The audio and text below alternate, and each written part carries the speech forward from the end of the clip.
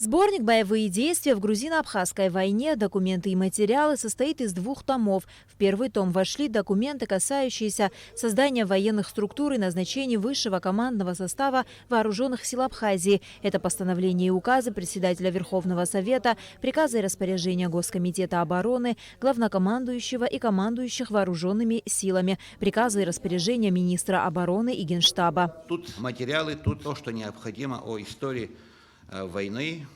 Мы знаем во время войны, что было с нашим архивом, чтобы и в будущем не было таких, то Валиком Джитович, историк, известный военный историк, перед собой поставил такую задачу – издать в 2 томах. Сборник состоит из 4 разделов в соответствии с периодизацией Отечественной войны народа Абхазии, введенной самим автором. Первый период – это освобождение Гагры, начало коренного перелома в ходе грузино-абхазской войны. Второй – постепенное затухание стратегического наступления грузинских войск и возрастание возможностей абхазской армии для перехода к более активным и решительным действиям. Третий период – июльская наступательная операция, захват стратегических высот над Сухумом, коренной перелом в ходе грузино-абхазской войны.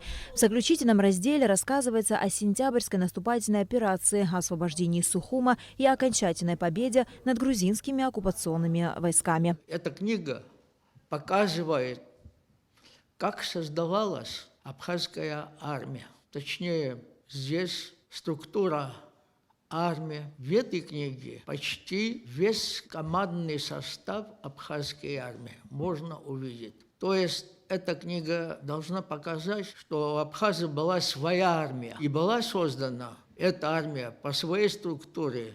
Она выше и намного выше была, чем грузинская армия. В сборнике также приведены обширные данные о добровольцах из Северного Кавказа и Юга России, которые с первых дней войны по призыву Конфедерации горских народов Кавказа стали прибывать группами и в одиночку для оказания братской помощи абхазскому народу. Конечно, война была здесь, война была против нашего народа. В первую очередь на защиту своего отечества должен был встать наш народ. Но вместе с тем мы не должны забывать о том, что рядом с нами встали добровольцы из Северного Кавказа, из ближнего зарубежья.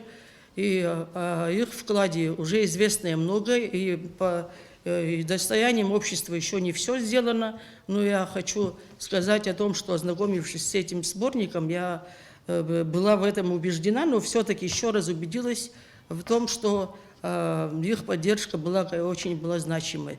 Самая большая проблема в ходе составления сборника состояла в том, что некоторые документы, в особенности первого периода войны, не попали в архив Минобороны. Подтверждением этому является полное отсутствие документов Бзыбского оборонительного рубежа или Гагарского фронта. Во второй том сборника войдут документы Гумистинского и Восточного фронтов. Это приказы и распоряжения командующих видами и родами войск, приказы и распоряжения командиров частей и подразделений. Наала Кови, Степан Мартиросян, Абхазское телевидение.